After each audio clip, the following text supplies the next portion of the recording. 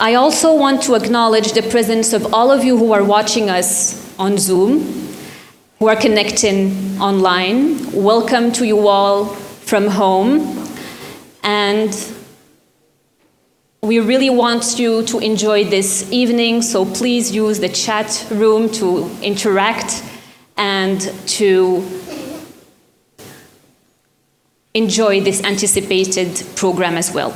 So this lecture series, ladies and gentlemen, is one of the flagship events at the Afrexim Bank, set up to honor the legacy of late Dr. Babacar Ndiaye, who was a former president of the African Development Bank.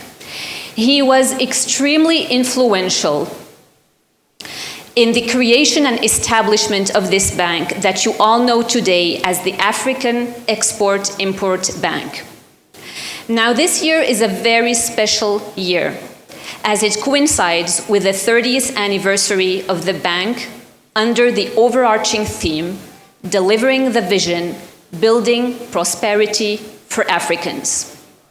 This year's lecture will continue the tradition established through the first years of the series, addressing key issues facing Africa in the 21st century.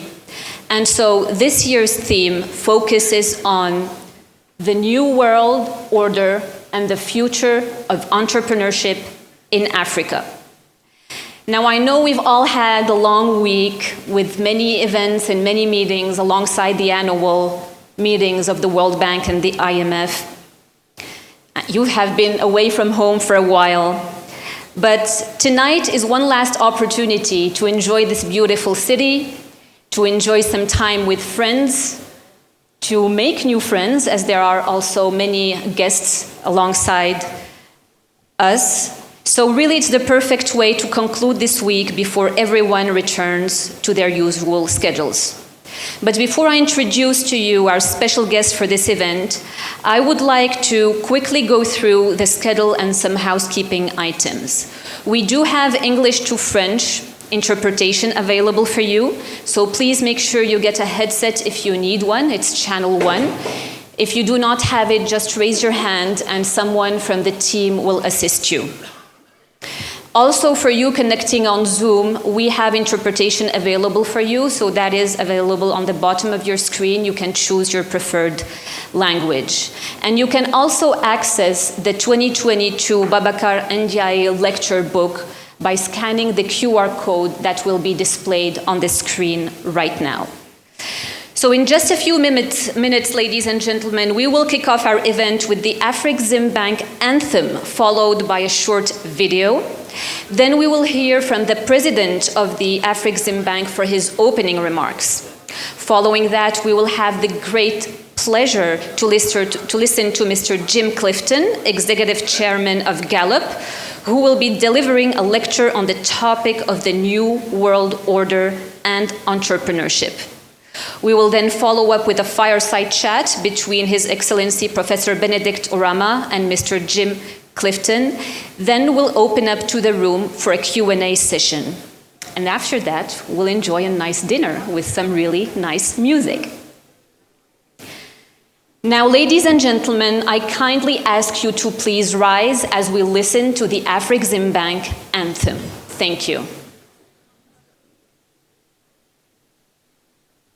From within the shores of the motherland and far beyond, with dignity we rise and we build a bridge for all. With integrity, respect, trust, excellence, commitment, creativity,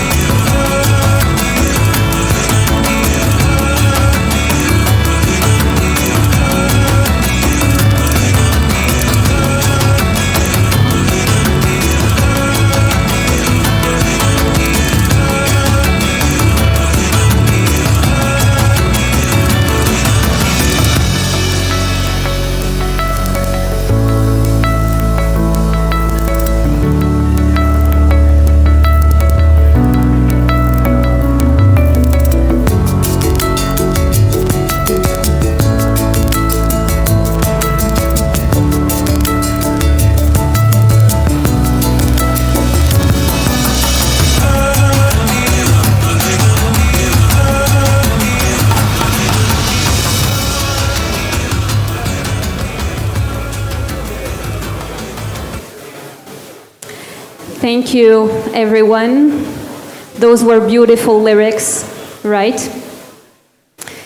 They are a powerful reminder of our shared values and aspirations to build for Africa's prosperity. Over the past years, ladies and gentlemen, some of the most knowledgeable individuals and influential world figures took part at this event, and today is no exception. Ladies and gentlemen, it is a great honor for me to introduce to you our first speaker at today's event. To his team, he's more than just a leader. He is a source of inspiration. He is fearless, he is bold, he dreams big. He leads a $30 billion bank, yet he is so relatable. He's a family man with a big heart, a devoted father to 3 wonderful girls, and his commitment goes beyond his immediate family as he is a genuine Pan-Africanist. Please join me in giving a very warm welcome to His Excellency Professor Benedict Rama, President of Afreximbank. Thank you.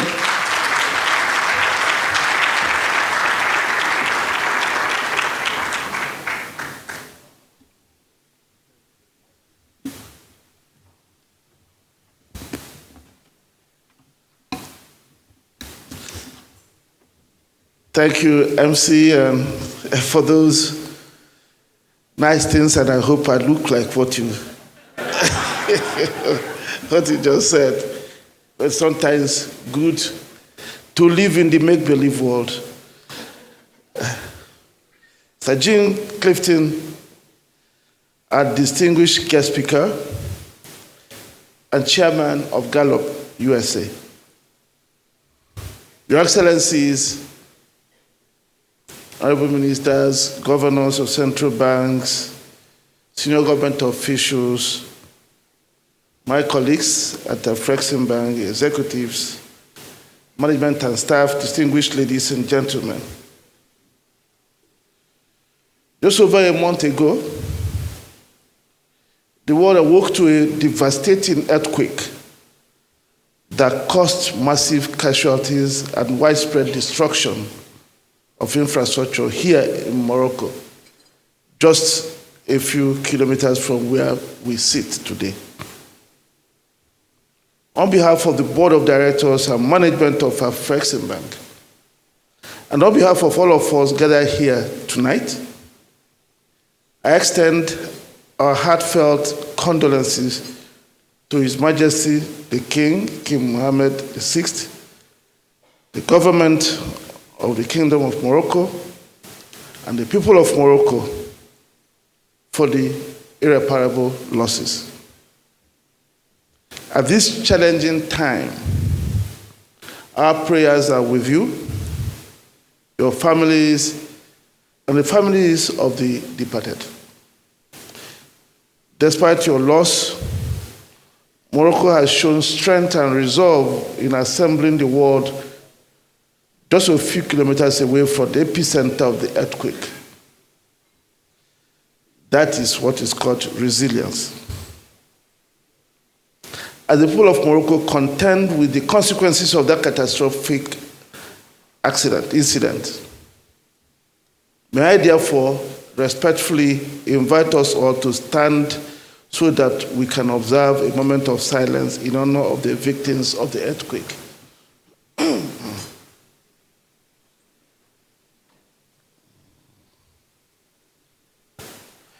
May their souls rest in peace. On that, may you sit down, please. On that solemn note, Your Excellencies, honorable ministers, distinguished ladies and gentlemen, I welcome you all to the 7th edition of the Babacar Ndiaye lecture series, which has become an established event Afreximbank holds on the sidelines of the annual meetings of the IMF and the World Bank to honor the visionary former president of African Development Bank, Dr. Babacar Ndiaye, who championed the founding of Afreximbank. I thank you all for sparing time from your demanding, very busy schedules to join us today. Your participation in this event attests to, among others, your profound appreciation of the work and legacy of the late Dr. Babacar Ndiaye, one of Africa's foremost institutional builders. He was a transgenerational leader who created Afreximbank to deal with the difficulties of the time, but also recognize the importance in crafting Africa-led solutions for Africa's transformation. Your Excellencies, distinguished ladies and gentlemen, event after event remind us every day of the rapid evolution of the world we live in. The collapse of the Soviet Union in the 1980s elevated multilateralism and paved the way for globalization. The emergence of the World Trade Organization in 1994 set the stage for a rule-based multilateral system, which in turn accelerated global trade volumes, capital flows, as well as technological advancement and transfer across borders. For instance, global trade expanded rapidly from about $2 trillion in 1980 to about $7 trillion in the year 2000, and more than tripled by 2022 to $24 trillion. From the late 1990s, global trade grew faster than world output for so many years. Foreign direct investment flows also quickened dramatically to $1.4 trillion in 2000, compared to a mere $55 billion in 1980. With freer movement of goods, capital, and technology across borders, and with the opening up of China in the early 1980s, Western-style entrepreneurial risk-taking and business building flourished around the world, blossoming especially in Asia. All the indicators at that time pointed to what we could call the golden age of entrepreneurship. The number of registered companies ballooned. Billionaires began to emerge where none existed earlier. And stock exchanges mushroomed, with rapid acceleration in their trading volumes. The number of entrepreneurs, especially tech entrepreneurs, also rose rapidly. By the 2010s, however, it appeared that globalization was beginning to run its course. Discontentment from displaced factory workers in the US and Europe was becoming audible, exposing the flaw in the manner globalization was implemented. Globalization, as implemented, freed the movement of goods, capital, and technology, while restricting the movement of labor, that's the movement of people. As a result, instead of attracting cheaper labor from poorer developing countries to factory floors in the West, immigration restrictions and labor market rigidities prevented that from happening, forcing the owners of capital to chase profit by moving labor-intensive manufacturing facilities to centers of cheap labor, and then re-exported the goods that were produced there back home. Over time, the manufacturing base in the West declined. The evidence exists in the Midwest of the USA. The discontent of the army of displaced blue-collar workers and had unprecedented political consequences, leading to the emergence of anti-globalization sentiments and movements amongst political parties and candidates across most of the economies of the West. In Europe, it even caused a schism, with Britain exiting the European Union. Under President Trump, the US launched a major trade war against China. Tariff and non-tariff barriers became widespread. The WTO dispute settlement body became decapitated and unable to function. Other events that followed have accelerated the move from globalization through globalization to outright deglobalization. The supply chain drama seen during the COVID-19 pandemic, the Ukraine crisis and the attendant sweeping Western sanctions, and even increasingly devastating consequences of climate change have also combined to trigger new thinking about the way business is done globally. Nearshoring and friendshoring have all entered the lexicons of international economic relations. The impact on entrepreneurship, as we knew it at the height of globalization, is becoming apparent. Foreign direct investment flows to developing countries have slowed. Restrictions on technology transfers have risen. Trade barriers have restricted access to markets. Geopolitical turmoil has increased country risks, and cross-border capital flows, including portfolio flows to developing countries, have slowed, impacting the growth of startups. In other words, building businesses across the developing world has become much more difficult and riskier. Your Excellencies, distinguished ladies and gentlemen, you agree with me that the world as we know it has dramatically changed. And it has changed for the worse at a time when Africa was expecting to benefit from globalization that pulled almost 1 billion people out of poverty in China. However, as businesses explore new investment destinations, they can either consider their home country or elsewhere. And I ask, what of Africa? What must we do to attract these investments in Africa and begin to again trigger the growth of entrepreneurship on the continent? To assist us with a more informed insight on this issue and perhaps guide us on a pathway for Africa under current circumstances is our distinguished guest speaker, Mr. Jim Clifton. Mr. Clifton, who is the chair of Gallup, a global analytics and advisory firm, has a wealth of experience and influence in the world of business. In a modern world of increasing conflicts, hostilities, and uncertainties, Jim provides an apt description of an entrepreneur. He said, and I quote,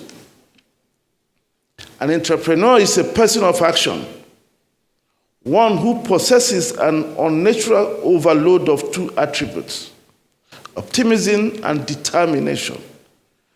Because entrepreneurs are optimistic, they don't see barriers. Because they are determined, they never quit. Individuals who possess extreme amounts of optimism and determination get things done," unquote. He will today speak on the topic, the new world order and the future of entrepreneurship in Africa. As a sought-after global business champion, we understand how busy he could be. We are therefore most pleased that he chose to set aside other vital commitments to join us here today to share his experience and knowledge with us. Please join me in welcoming our dear friend and keynote speaker today, Mr. Jim Clifton. I look forward to an insightful lecture, and thank you all for joining us today and for your kind attention.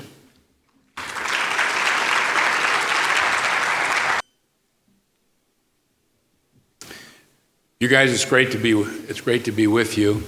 I'm not, over my career, you give a lot of speeches, and I'm not sure that there's been one where I've been more honored. It really means a lot to me, Dr. Orama, that you'd invite me here. And I also want to say to the family of Ndiaye, thank you. And I think I can feel your father's presence, and thank you. I was sitting here, and Ryan, who's sitting next to me, said, "Are you nervous?" I said, for this speech, I'm particularly nervous because I'm wondering about if everybody in the room is smarter than I am. I'm originally, I don't think I know anybody here, but I live and work in Washington, D.C. My family's been there for about 25 years. But I'm originally from Nebraska. And so if that's the United States, if you put your finger right in the middle, that would be where my house was. And that's kind of cattle ranching and corn. And my wife's side of I've been married for 40 years to a farm girl. And her family's there. My family's from cattle ranches. My dad was a sheep farmer or a sheep rancher. By the way, when I say ranches, think very small. Don't think like the show Yellowstone. These are pretty poor places out there. But I studied business at the University of Nebraska. My dad was actually a professor there.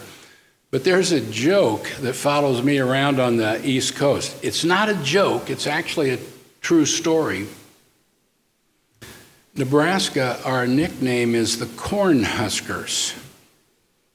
It's like you shuck corn or something like that. We had a very, very good football team, American football team. And there was a big game, ABC was there, and a lady was interviewing Nebraska's very best player. Now remember, there's some concern about how smart we all are out there in the middle. You know, they call them the flyover states and that kind of a thing. So we're a little sensitive about it. But this player is one of the best to ever play college football, and he's sitting there. And you know American football, there's a white helmet, and he's got a white helmet in his lap, football helmet. And on it is a block letter N, just the letter N, a real nice red. She gets done with the interview, and she says to this guy, she says to him, all the other questions were fine about sports and how you're going to win and that kind of thing. All of a sudden she stops, and her last question to this guy is, if the N on your helmet didn't stand for Nebraska, what might it stand for? He thought he really wanted to get this right. He finally said, I'd have to say knowledge.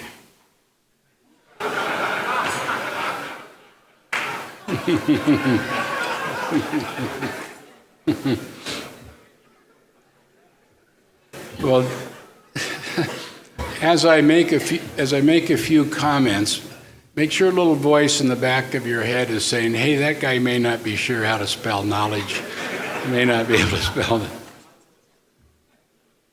So a group of us bought Gallup back in 1988, and I've had a real privilege. Dr. Gallup was my Gandhi. You know, he was an Iowan, an Iowa professor. You guys, it'd be about 100 years ago, he was a grad student, and old Joe Pulitzer, down at the St. Louis Post-Dispatch, 100 years ago, he had one of the best papers in the world. And Joe Pulitzer thought, I make this newspaper, but every time I go to the train station, the readers are only reading the funny pages and the baseball scores. And I'm spending all this time making this really great news. Now, you got to get exactly what happened. I love stuff like this. There was no concept for public opinion polling 100 years ago. That concept wasn't there. So old Joe Pulitzer said, interview every single person in St. Louis. Interview them all. So George, and he still ranks in the top 100 most influential Americans, the real good list, with George Washington, Abraham Lincoln, Martin Luther King, and there's other ones around, Time Magazine, where they have chefs and all that. He's one of our 100 most influential. So, but anyway, he was just a student. He went down. He wanted to make some money. He liked the idea of going door to door, so he did that. And they got some, but they sort of interviewed every single person. But then he goes back to the University of Iowa, and he goes to the ag department as a grad student, and he says to the agriculture guys, don't you have some way that you sample dirt? And they went, yeah, we do that. And he said, well, how does it work? And he says, well, you don't need to test the whole field. Think about it, you don't need to test the whole population of St. Louis, but you randomly select dirt samples, and then you can figure it out. This changed the world. Dr. Gallup said, well, he said, do you think you could do that with people? The ag guys said, I don't know, I don't see why not. And that started public opinion polling. Dr. Gallup wasn't an entrepreneur. He was a guy wandering around that wanted to try to figure out one thing, and that's what's the great American dream. He was almost like Aristotle, just driven to figure out the will of the people. And then as he worked away, and then with myself and my teams, we built the samples out around the world, 160 countries. We interview all the states in Africa every year, especially on questions about how's your life going, and also the will. He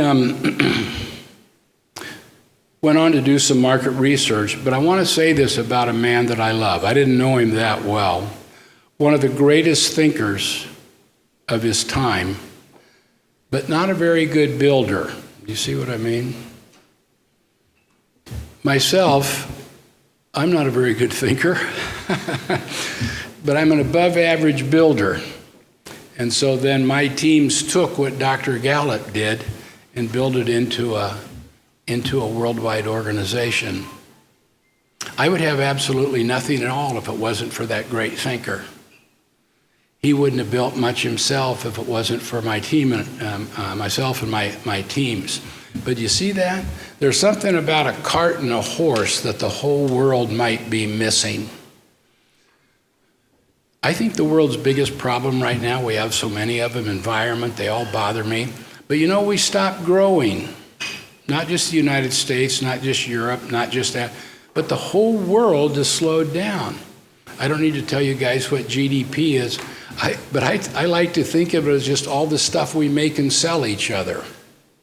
Then you add that up.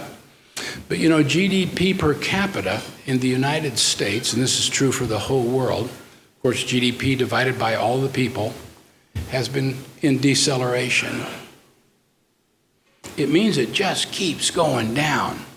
So it means that we have less and less money per person in the United States and Africa and everywhere else. Well, I got concerned about that, so I started wondering, what's the very source of economic energy? I know some of the biggest economists in the world. Hell, they didn't know. And they'll start saying things like, well, stimulus packages and fiscal tools, and I don't know what those things are. I kind of do. But you know, what they eventually get to is innovation. Innovation drives economic growth. I just have one question. So many world leaders in here, important people. Are you sure? Are you sure innovation drives growth? Because if you're wrong, Africa is going to keep increasing at a decreasing rate. If you're wrong, are you open to that? Every place I go, people are trying to drive innovation. You know, you go to Saudi Arabia, they build whole cities of innovation. Isn't that interesting? Gigantic cities. And then they go over and they'll try to like bring MIT to Doha, or I know Doha's not in Saudi Arabia, but in Riyadh, or you guys, that's an experiment right now. They don't know it. The Saudis don't know it. Neither does United Arab Emirates or Qatar. They're doing an experiment because they have spent more money on innovation per person than anybody in the world. And you know what's come out of there with new businesses? Nothing.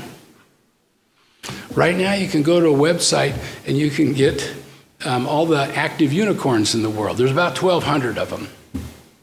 United States has about 650. China has about 225. India has about 100. You guys, this is really a wonderful place to try to spot economic energy. England has quite a few. They'll have like 60. Maybe France and Germany come up around 20 or 30. But you say, how many unicorns with all of that? I mean, you guys, it's trillions of dollars, and there's none of it. But you know what they don't know? Nobody said to them, are you sure that it's innovation that drives economic growth? Anybody know who Vint Cerf is? No? So he and a guy named Bob Kahn got packets to fly across fiber optics. So Motorola had figured out how to get voice to fly, but the military said we need data to fly. You know what the conversation is about, don't you? It's the internet. And they said it was impossible because they couldn't get data, and then he figured out about packets, and they got it done. Vince Cerf's not much older than I am. He's walking around. He has an office in the Gallup building in Washington. But one of the things that struck me years ago when I first met him was he said, people think I'm an entrepreneur. It's such a rich thought. Vince Cerf doesn't have an entrepreneurial bone in his body, Dr. Cerf. What he invented is bigger than what Thomas Edison invented. And we think that Vince's an entrepreneur. And then you know what we do? We go look for more Vince Cerfs and nothing comes out of it. And Vin will tell you. I've written about it. I said, Vin, is it okay if I say this? He goes, yeah, it's okay. He's sitting in his office. So the military had the internet for about 7 years, sending stuff around and all of that.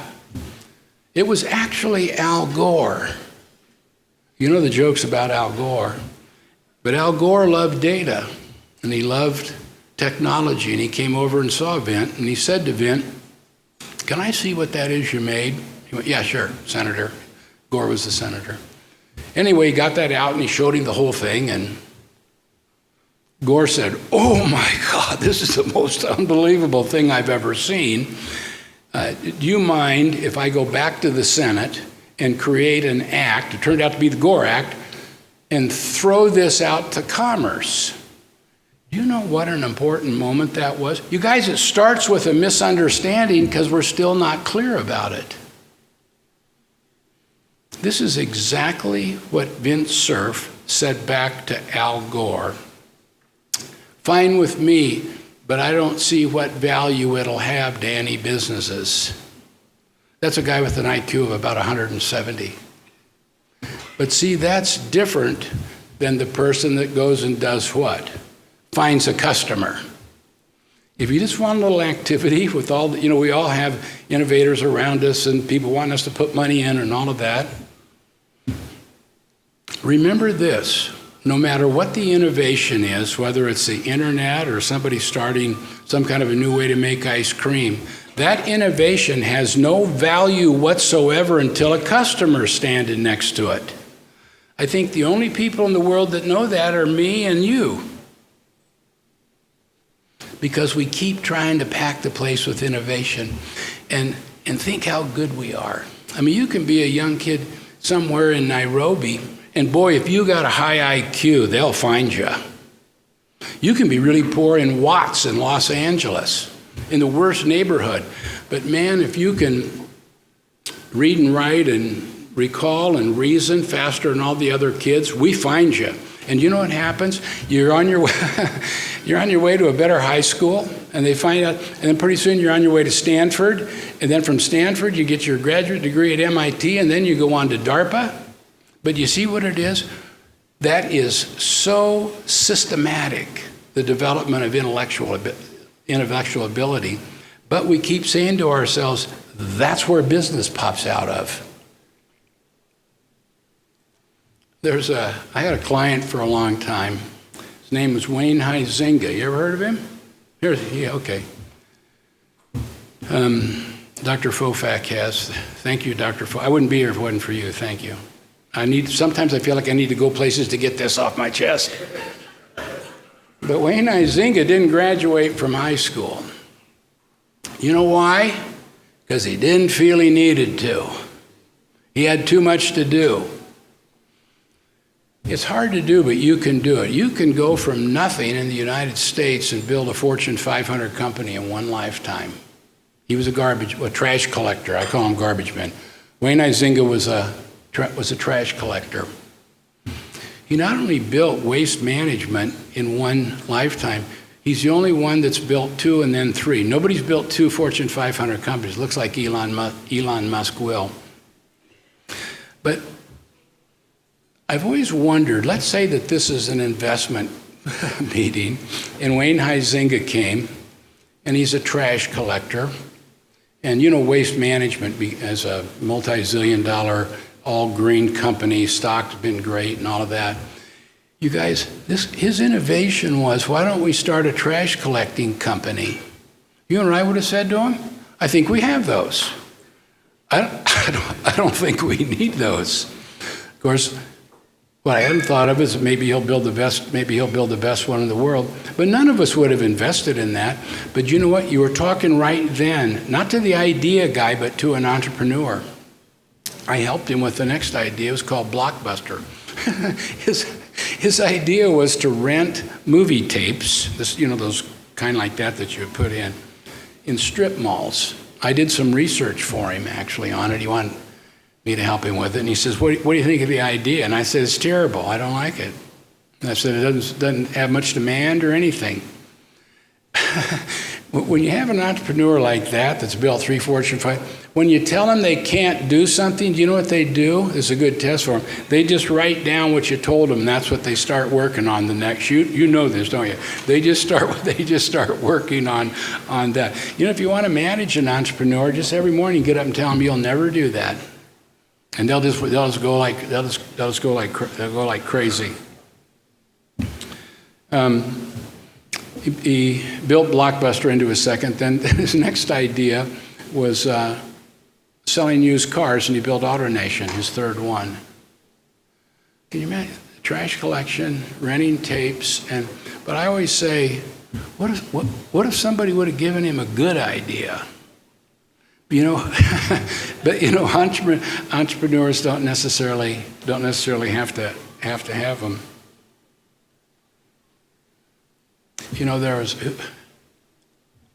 There's a lady that picked up on an idea. It's where it's a garage sale. You all know what a garage sale is. And the big idea was, so you can buy like an old snow shovel, or you can buy an old broken fishing reel. Maybe you're going to fix it, or old Christmas, I don't know, whatever. But the idea was, what if it was the biggest garage sale in the world, and you could buy on it 24/7, just anytime you wanted? What was that company called? Meg Whitman built it. Yeah, eBay. That's eBay. But then you start thinking: is it the idea, or is it the rainmaker?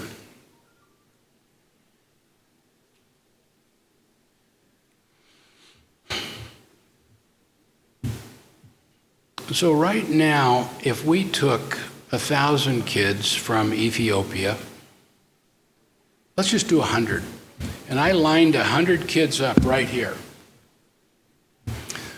Where we live in world leadership time right now, do you know what we can do with those 100 kids?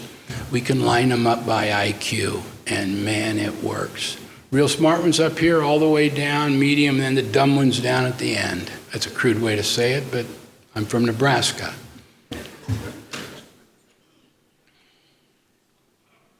These kids up here, give them all the same book. They will read the book faster, recall more, and can reason more. And these guys don't. You see what I mean? It works. But I've always wondered if that's why we've exploded with innovation, or that we have a total oversupply of innovation. Now, for you coaches in there, or sports nuts who love soccer or football or whatever it is, you know what else we can line them up by? How fast they are. Boy, does that work. Whoever the fastest ones are, you put them up here and we know. And we can be damn sure we're right about IQ, and we can be damn sure we're right about speed. But you know what? Here's where we get stumped. And it's the question that we need to fix the whole world right now. Line them up by their likelihood to build a business, a big one. And you know what? That becomes an argument, and it can't be an argument. We've all got to get on the same page. And we got to understand that innovation is really important. That's over here. But the rainmakers are over here. Call them entrepreneurs, call them builders, whatever that is. And make this as systematic and intentional as we've made this, and everything will change. You wonder about world order. The world's GDP is about 100 trillion right now. If we grow at 3%, over the next generation, it'll be 200 trillion. That's failure. Everything goes wrong. Everything goes wrong when we grow at 3%. Now, guys, if we grow at 4.5%, I'm doing the world right now, it goes to 300 trillion. 300 trillion works. But you say, how do we get there? We've got to consider that that's a cart and a horse. And I would suggest to you that that cart is innovation and that horse is entrepreneurship, and we got to get really, really good at the horse part. I want to be real specific here. I got a list, my team got a list of the Inc. 500 fastest growing companies. I love it because half of the people are immigrants or sons and daughters of immigrants. There's something about immigrants that they got a little more juice than those of us that have been here a long time. And we put them in a sample, and what you're trying to do is you're trying to get a psychological portrait. Think of it as an IQ test, but it's not. It's a rainmaker test. It's an entrepreneurial test, and we had a very different what we were trying to figure out is a really good question of the 1.5 billion people in Africa, do we have any Steve Jobses walking around here and we don't know it? That's the question you ought to be asking. I'm all for innovation. My company sells innovation. I'm not either-oring these. I'm saying this one we don't understand. We don't understand very well. The answer to how many Steve Jobs there are, this blows me away. I'm chairman now, but I ran Gallup Dr. Gallup ran it for 40 years. I missed him by 4, then I ran it for about 35. But the Steve Jobs, he's a genius. There are 5 in 1,000. So in Africa, if you have 1.5 billion people, that'd be 1.5 million, then times 5 would be set. The quick math on it is, you guys, there are 7.5 Steve Jobs or Meg Whitman type people walking around on that continent, and you know what? Not a one of us in the room know who they are. There's about the same number of real high IQ people walking around this continent, and you know what? We know where every friggin' one of them are. But if you said, what's a solution? We got to have a dragnet. Africa needs a dragnet. The United States really needs a dragnet. It really helps if we can lead the way on business pumping. So I'm not going to say the name of the school, but it's a really famous American school. This is my last highlight. And again, thank you for letting me get this off my chest. But it's the Center for Innovation and Entrepreneurship. It's one of the hardest to get in the world. They only take 50 people. 50.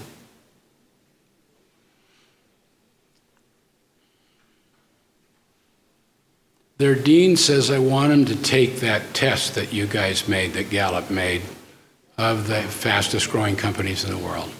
And I want to see how they score on it. It's an little internet test. You can get it yourself, or I'll send a whole bunch of them to you, Dr. Fofak. This is my sort of my case closing comment on this, but of the 50 kids matching the Inc. fastest growing companies in the world, not one of the 50 did. All 50 of them have perfect SAT scores, which is 1,600. Every single one of them did. I can't imagine how fast they would beat me in a New York Times crossword puzzle. So anyway, one of the people at Gallup calls me and says, Jim, we really got a problem at this famous university. I said, what is it?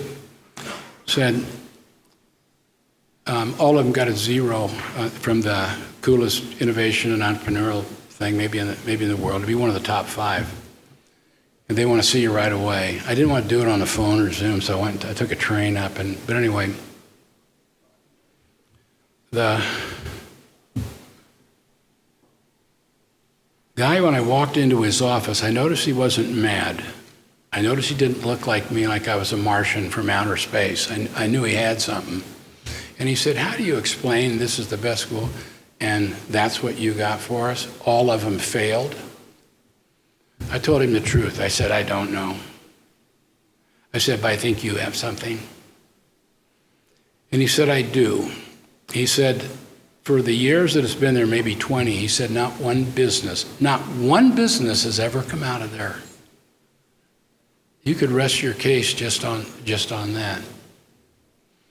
But what we did at the University of Nebraska, where I said my dad was a professor there, what we do is when the thousands of kids come in, we just screen them all. We shoot them all through an internet, just like you do an IQ test, and then we start picking them out, and you start picking out builders.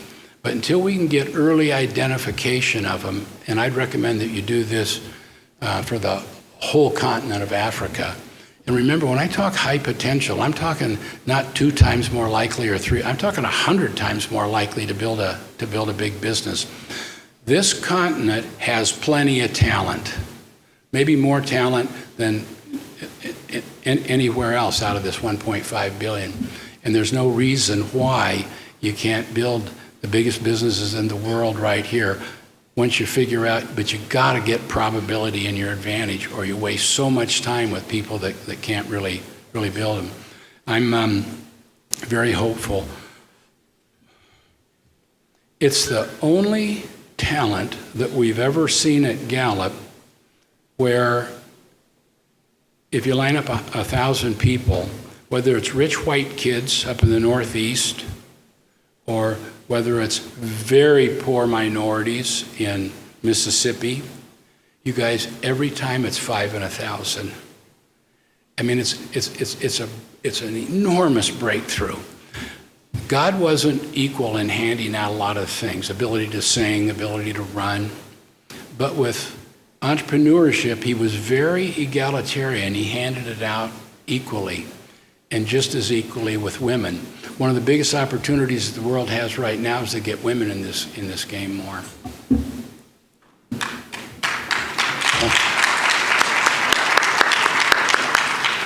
Yeah, you could probably double or triple that.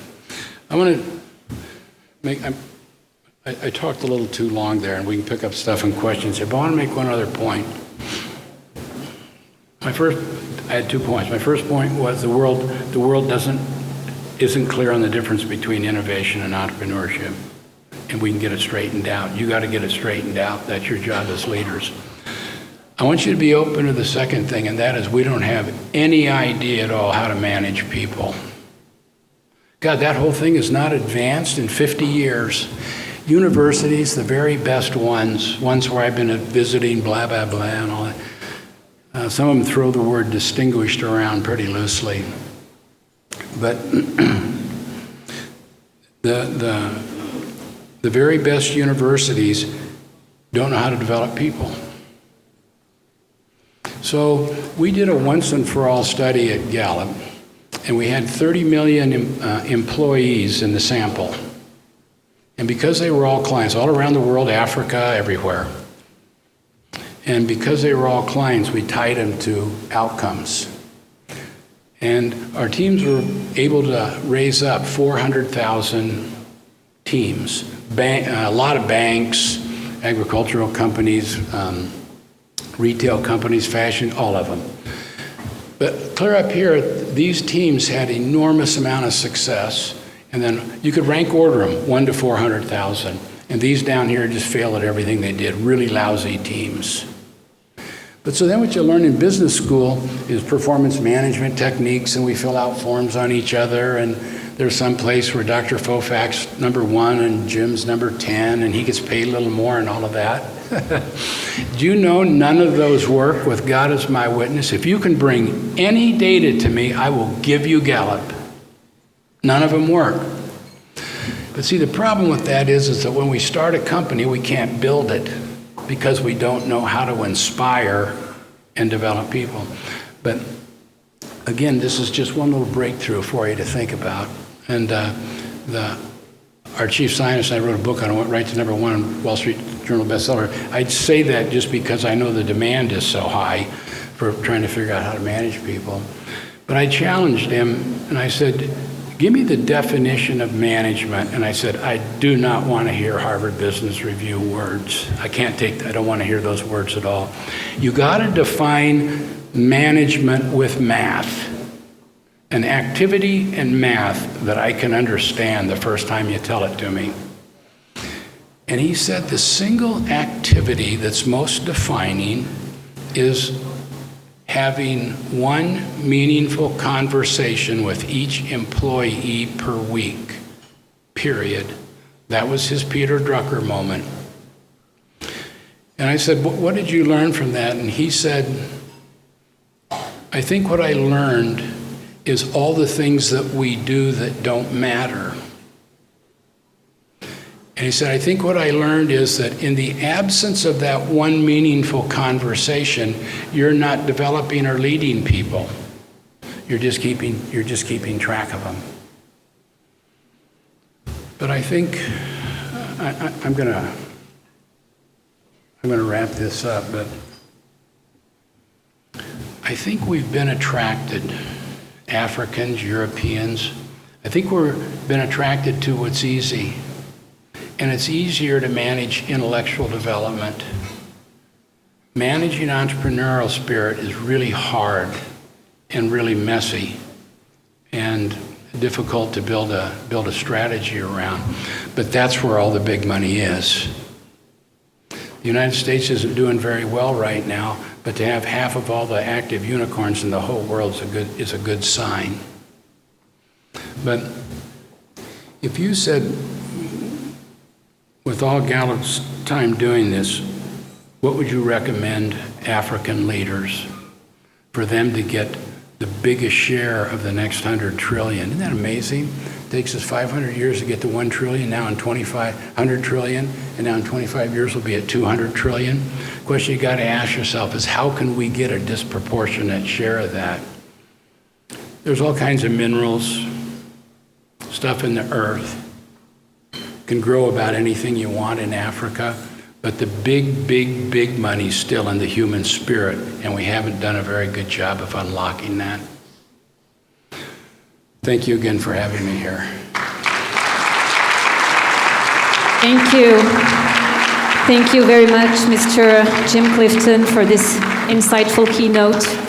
I'm going to keep you just a little longer with me on stage. If you can please join me and take your seat here. I'm going to call also His Excellency Professor Benedict Orama, President of Afreximbank, to join me on stage, as we're excited to delve a little deeper on this topic.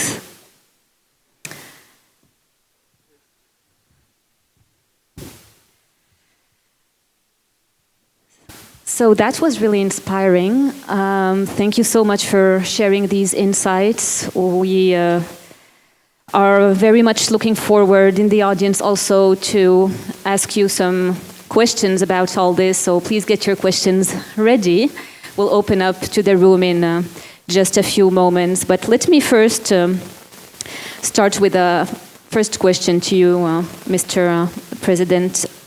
Why is this topic of entrepreneurship, why would it be so important to Babacar and Ndiaye?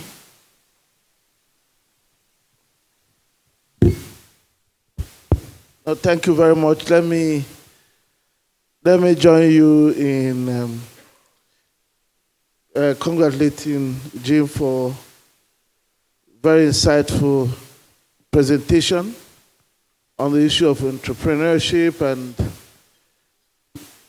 helping us to design the difference between entrepreneurship or some of the things we think represent entrepreneurship. So thank you very much. Well, Dr. Babacar Ndiaye, who founded Afreximbank, was a strong institution builder. He created most of the institutions that are making a huge difference on the continent. Afreximbank, I think Africa Re, Shelter Afrique. He also created Africa Business Roundtable. At the time, the level of entrepreneurship on the continent was very low. He thought that it would generate trade amongst African countries. It will lead to growth in business building on the continent if we got African businesses to come together under the round table and share experience and so on. So he did that. So he understood the power of entrepreneurship. And when he created some of the institutions like Afrexim Bank, he also, in the charter establishing the bank, he gave it the powers that will enable it to support the growth of businesses on the continent. Take the way the shareholding of the bank was structured. They deliberately did not make it a wholly government-owned institution. He had a Class B, that was reserved for African financial institutions and private investors. And I remember very well at the beginning of the bank, because in some countries they didn't really have a private sector, the governments took the shares and said that as their private sector emerged, they would then sell the shares to the private sector. So why I've just given all these examples to tell you that Dr. Babacar Ndiaye recognized that the vision he saw for the continent, using African capital, an African bank to develop the continent would not be possible without also creating the businesses, the entrepreneurs that would build the businesses that such a bank could finance. That is why it is important today, as the world continues to evolve, that we bring it out in such a way that we are able to look ahead and define what entrepreneurship will mean in the work Afrexim Bank is doing, in the work other banks on the continent are doing like us, and also what entrepreneurship will mean for the African Continental Free Trade Agreement implementation. That is the reason, and that's why we thought that we couldn't find a better person to tell us this, but Jim, who has had a long experience, as you just learned, doing this in America, where I would say, where we can call the capital of entrepreneurship. Thank you. Well, thank you very much for sharing that. Really interesting indeed. Now, Mr. Clifton, the concept of builders that you mentioned as early identified high potential entrepreneurs is really an interesting one, an intriguing one. My question to you is, how can countries and institutions effectively identify and nurture these builders to drive entrepreneurial success?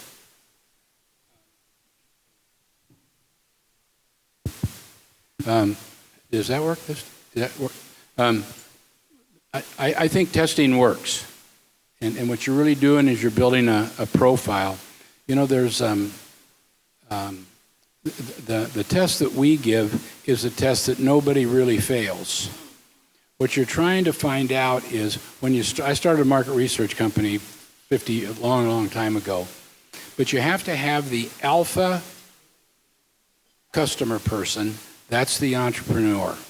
Nothing works without that. But it's like the three musketeers. There's two other people. One is what we call the conductor, and that's the manager. And the other one is the expert. I started a market research company. I was a customer person. Then I had a manager that made sure the people felt good. They got paid on time. Our promises were good. And then I went and hired a crusty old advanced statistician, PhD. So when he walked in the room, you get the point. But if we started a Mexican restaurant and you're the customer person and he runs the place, somebody's got to make the food really, I got to be you got to have a great cook. But so in the tests that we built, they're not that hard to build, you guys. Is all you're doing is trying to sort through, And what you're looking for is really unusual determination. Another one is a natural eye for disruption. When you're sitting with them, they'll go, hey, did you notice the way that if you could move this and you could put the cards over here and you could do that. Another one is they really get a kick, Mr. President, out of profitability. They're really trying to make money. When I'm sitting alone with them, I say, let me just get this right. You're trying to become as rich as you possibly can, right? And they say yes, and famous. But it's good if you can have some kind of a profile. That it's not good to have kids flunk. But so what it says, and remember, those two guys with me, they both passed away, but they were rich when they passed away. And they weren't the entrepreneur. Do you see what I mean? And so there's a place in there for three different, and so then this particular profile just says, so then we give it to just hundreds of thousands of them. And then, so my foundation and Gallup put a bunch of dough into something. And then we have what we call Clifton Builders. They even have jackets they wear around on campus. But we wanted to go into their head that God put them on earth to build something. But I think that what I would recommend is that you do, we can help you make them. There's other companies that can too. But get something on the internet and go find 100,000 of them. Put a jacket on it. You could name it after Mr. President here. You could become a Orama builder. And then, but see, you set an expectation, and you're setting an expectation with the right kind of young man or woman, because what's really cruel is to try to convince somebody they're an entrepreneur when they're not. Have you ever thought about being an entrepreneur? Well, if they say, no, I haven't, that's not your person. But I would recommend that, first of all, you do that. Once you get them in, then everybody ought to be assigned a mentor. They ought to get some kind of part-time job if they're going to college. A lot of these kids drop out, doesn't matter, but still keep a link on them. Thank you very much. We do like that idea, right? We need to try that out. And it speaks to the power of mindset. It speaks to the importance of mentorship. Thank you so much for sharing that.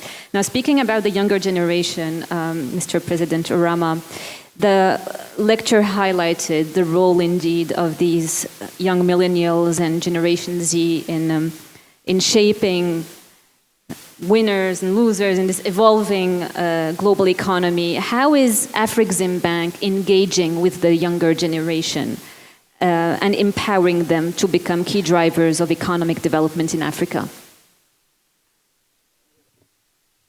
Oh, thank you very much. We recognize that the continent is the continent of the future. Anyone you talk to, the first thing they will tell you, Africa has the youngest population in the world. We will have more than 50% of the population under the age of 25, and so on and so forth, which is very good. But we recognize at Afrexim Bank that this can be an asset, it can also be a bump. Although every time we talk about it, we assume that having many children and young people everywhere would immediately bring us to that El Dorado we are looking for. But it can also send us to the doors of hell, because the young people don't have jobs, and if they don't have jobs, they will run all of us out of town.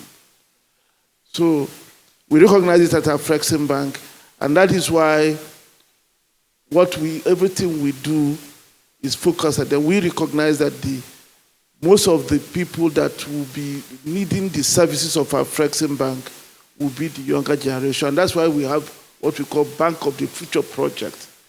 And that Bank of the Future project, we expect it to be very digitally driven. We have what we call the Africa Trade Gateway. That Africa Trade Gateway is creating or has created a different kind of bank where we can provide facilities digitally, but also the younger people can get into that platform and do all the businesses they needed to do. They can identify markets. They can find out the regulations surrounding that market. They can do customer due diligence there. They can make payments using the payment services we have on the platform. They can actually do logistics, get logistics services through the e-logistics, and so on and so forth. So we think that that's the bank of the future. But beyond that, we are also making sure that today that the young people participate and benefit from the work we do. We have a big creative program, the Creative Africa Nexus.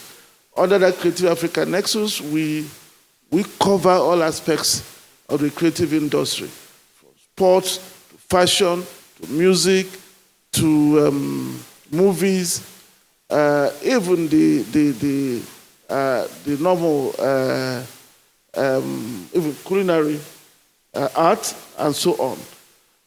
We have developed the financing instruments and we finance all the people who are in those activities. We started funding with we started with $500 million initially. That has now expanded to $1 billion. We also have the Fund for Export Development in Africa.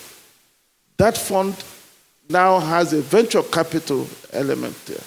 And our venture capital element is to help us support startups, to help us support the accelerator program we are launching to make sure that businesses that are scaling up are supported. We know that they are still risky, but they need patient capital. And there is very, very, very low supply of that kind of capital on the continent. So that's why we created that venture capital. Apart from the venture capital, we have the normal impact equity fund. So if those companies graduate, we also are able to support them with the normal equity fund, apart from the other facilities we do. We also have an SME program. The SME program is essentially targeting the youth, the businesses that are done by the youth. If you come to the Inter-African Trade Fair, the third edition that we're holding in Egypt from 9th to 15th, you will see a big pavilion that is being run by us, AE Trade and African Union and AFCFTA Secretariat, that is dedicated to the youth. And there we have a competition that enables us to identify specific youth businesses that we are able to support. And when we say support them, it's other accelerator program to make sure that the businesses succeed. You get it, there's the financing, the technical advice, market access that are required. So we have a comprehensive solution to the youth to make sure that as the continent continues to grow in terms of the number of youth that it has, that we do not end up having youth that are not employed. We do not end up finding ourselves in a situation where this becomes a major problem to everybody. Thank you. Thank you very much for walking us through these initiatives. One last question to you before we engage with the audience, Mr. Clifton. What are the economists missing here? What is your perspective on that?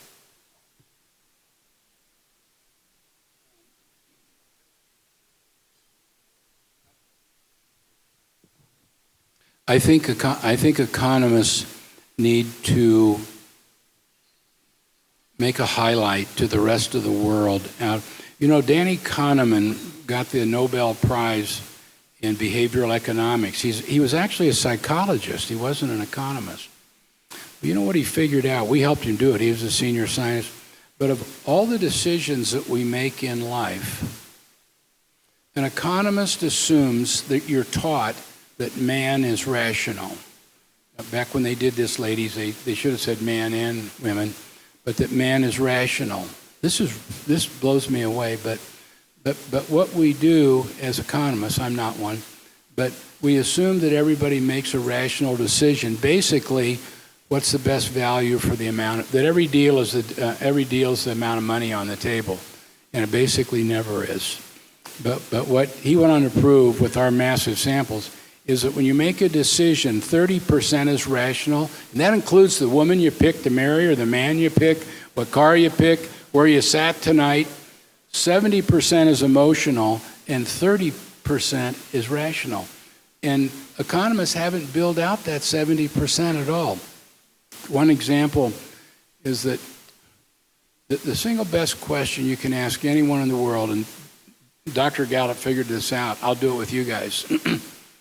On a scale of 0 to 10, with 0 being and we ask everybody in Africa this, so if you say I want this for my country, type me and I'll just send it right to you.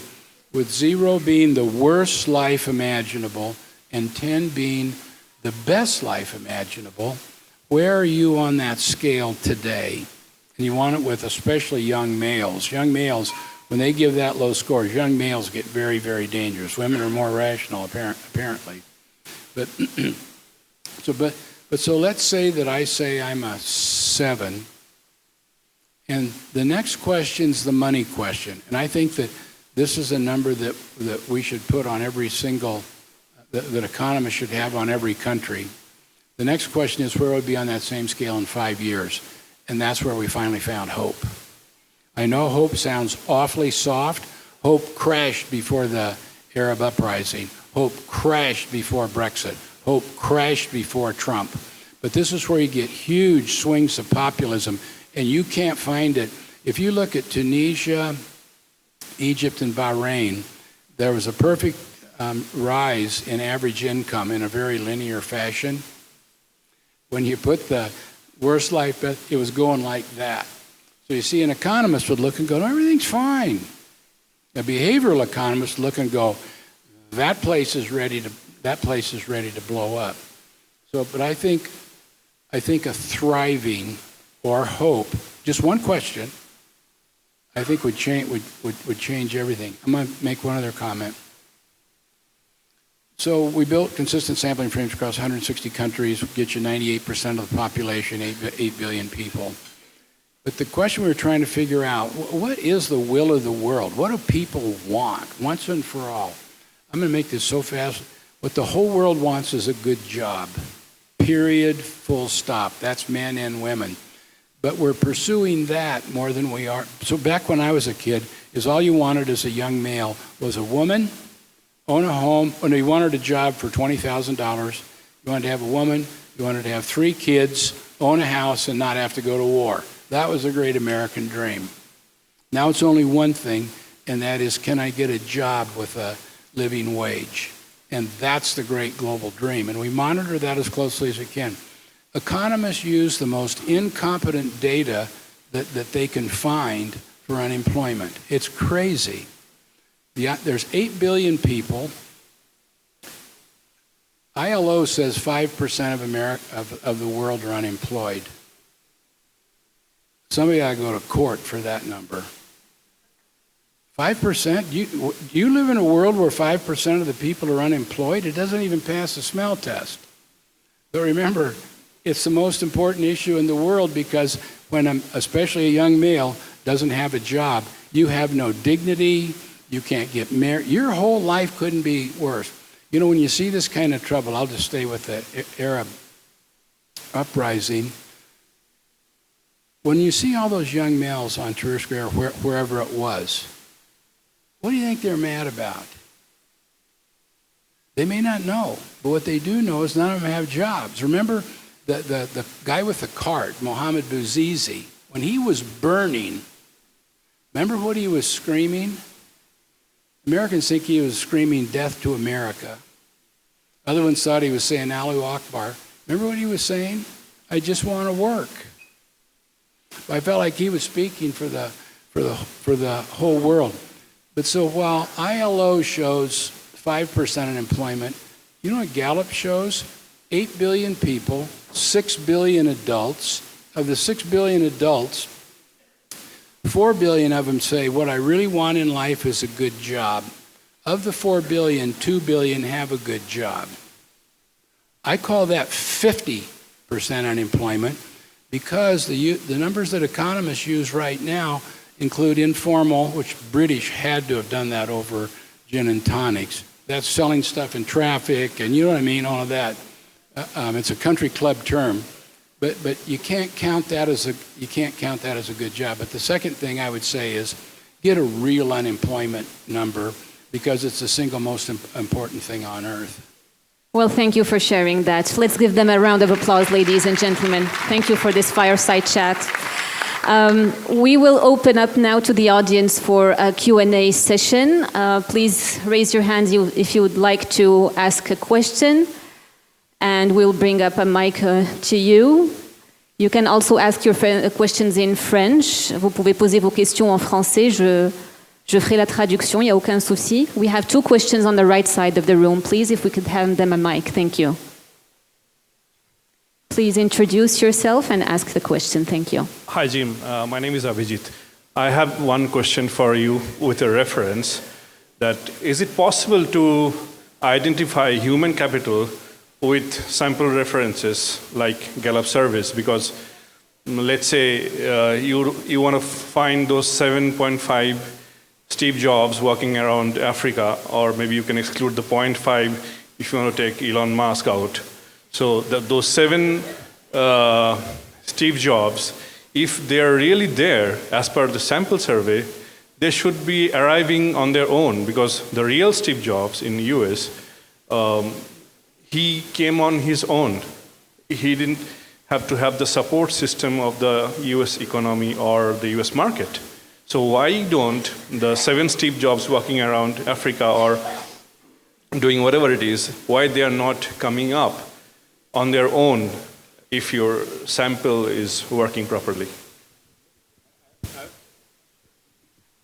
I would say 2 things. There are so many other things, especially with low-income people in the United States of America. Remember, that number is getting real. 60% of people in America are broke at the end of the week. But a lot of these young people have so many other problems in their life. That one talent they have. Imagine of having a voice like Taylor Swift or something like that, where there's not an environment where anybody ever says, "Hey, you can really write a song and sing." And I think the same thing's true with we were talking about intelligence, but it's not a natural thing. You know, your grandma can't spot it. Grandmas can spot singers and they can spot high IQ and all that kind of a thing. But that's one thing. Second thing is there's going to be a lot of little men and young people that where their talent never really gets maximized. So they may have a very small business. They need people like you and me to help them. God, they make dumb decisions. And they also don't know that their best friend's really a banker, not investors. You don't need to do all that seed rounds and all that if you can figure out how to have a customer. But see, they won't know any of that, and then they hit a wall and they stop. Three failures and they never try again. That's why you and I got to step in and make one of those 3 a booming success. But then maximize. I wonder how many, I'll just stay in America where, but I did okay. But boy, I had a lot of angels around me. You know, I had people that helped me where there was nothing in it. And if they wouldn't have helped me, my career would have been stopped because I had enough failure early on. But I think we live in a world where talent really, it might, you know, do you ever wonder over 200,000 years or whatever you believe when humans do, why did leadership even develop as a phenomenon? You know, why did it evolve that way? Well, it might be because leaders are expected to help followers make better decisions and sustain themselves and have more productivity. That's what I think you see with entrepreneurship. Entrepreneurship really needs leaders, or I think it doesn't develop and grow. Well, that's a powerful point. Thank you for sharing that. Thank you, Avijit, for your question. Let's take one more question here. There's a lady in the center. Oh. Okay, we'll come back to you. We'll take just another question here at the center and go back there. Let's give her a mic, please. Yeah.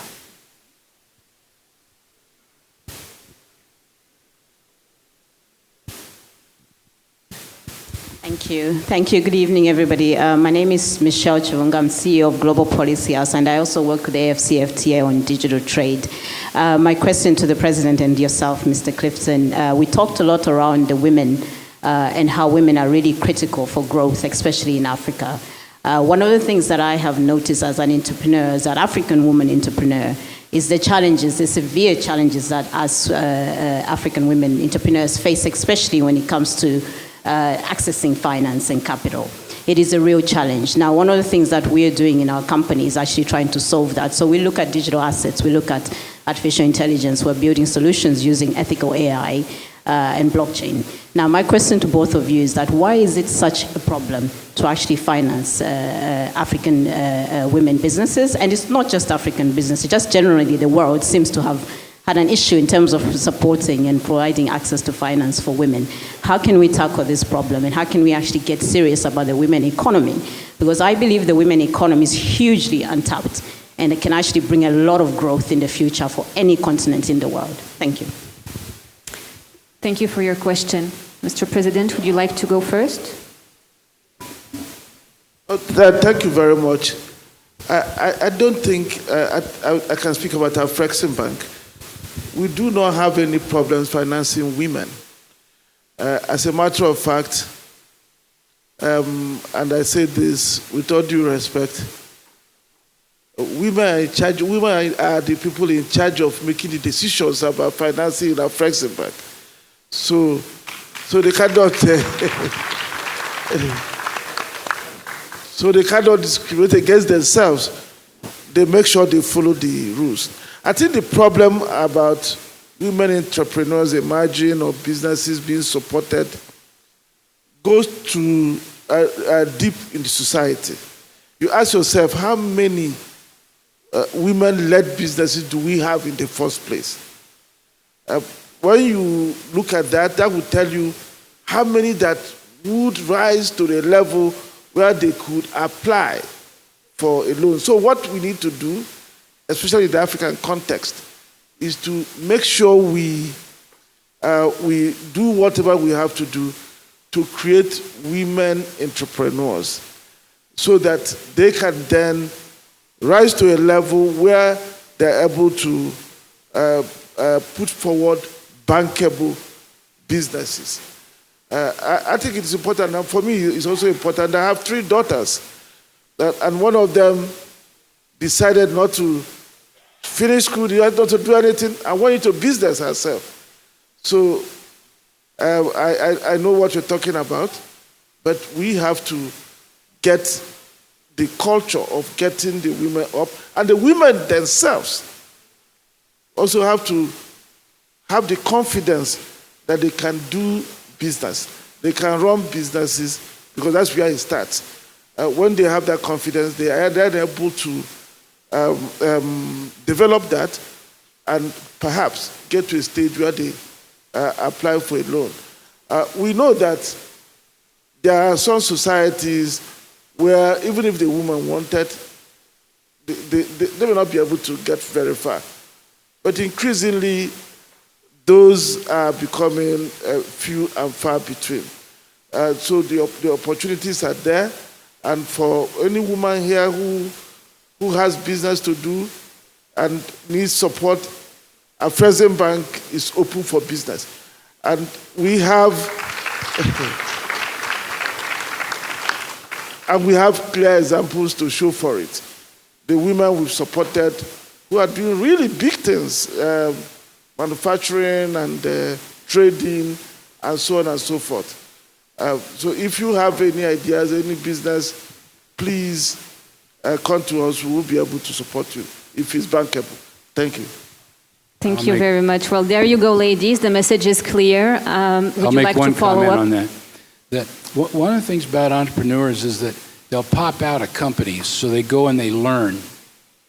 Gallup has spun off 100 companies, and we're not.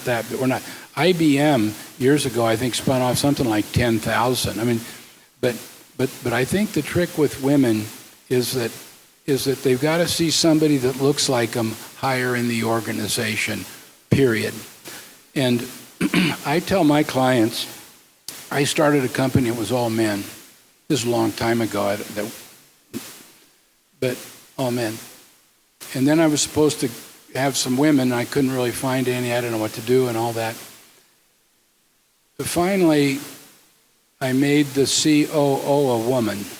My theory is, if you want to actually see women grow, one of those 3 top jobs has got to be a woman, or you will never do it. So anyway, I put her in, and I go to we got a great big 50-acre thing out in Omaha that has several hundred people and all that, but I walked into a room. I'm in Washington. I was checking in. Here's a big boardroom, and there's all women and one guy, and she's sitting at the end, and they're doing something. I don't know, but it's all women with one man. I suppose 15, 16 women. I recognize some of them as being large managers. I just put my head in and said hello, and I said, "What's going on in here?" And the COO said, "These are the people that run Gallup." And I said, "What do I do here?" And she said, "You are now the token."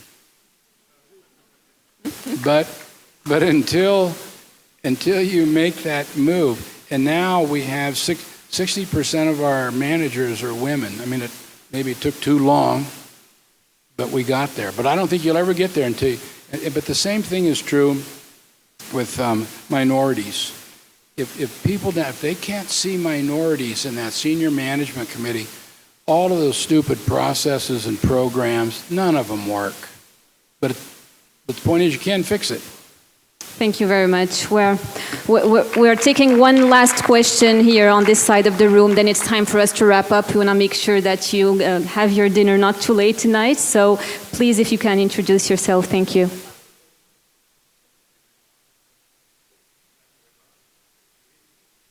We cannot hear you.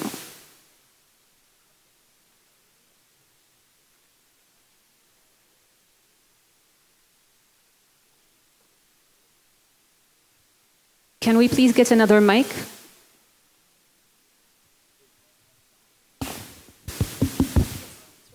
Thank you very much. Shawki Shahed from the African Development Bank. The question is to Mr. Clifton. In your wrapping up, you said that till now, we don't know how to manage people. So what is your secret for managing people? Thank you.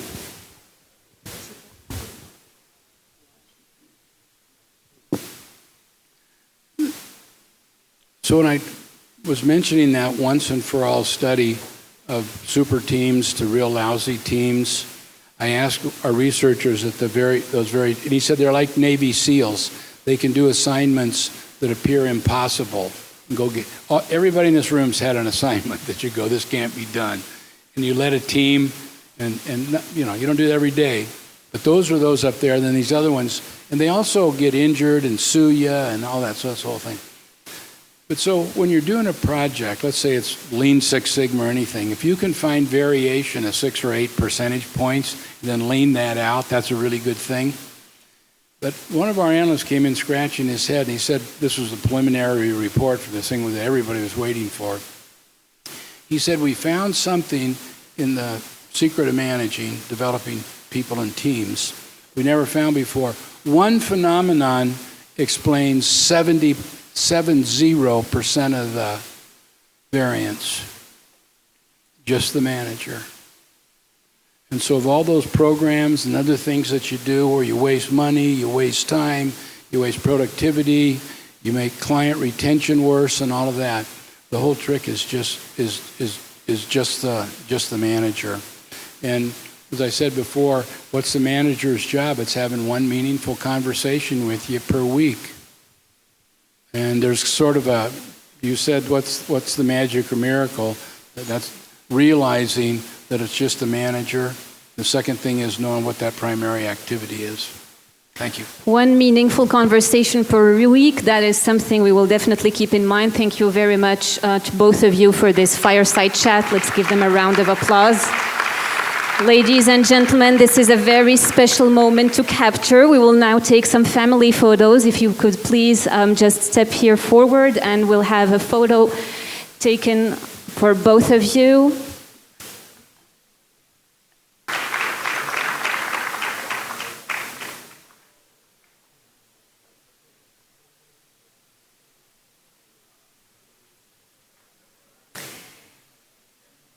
Thank you very much. Now I would like to invite the Executive Vice President to join for the family photo, as well as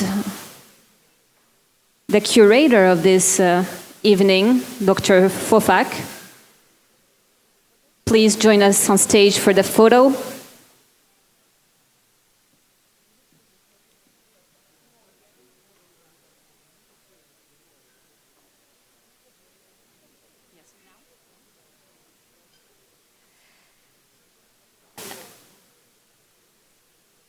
And now I would like to invite the family members of the Ndiaye family to join us on stage for a group photo as well. Please come forward now and let's create a lasting memory of this event. Thank you.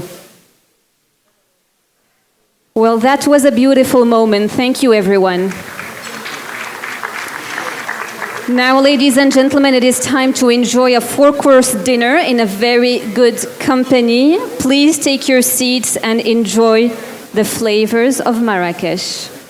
Bon appétit, and let the music begin with one of the most appreciated groups of fusion music in Morocco that succeeds the art of merging international music and Gnawa. Please give it up for the live band group. Thank you.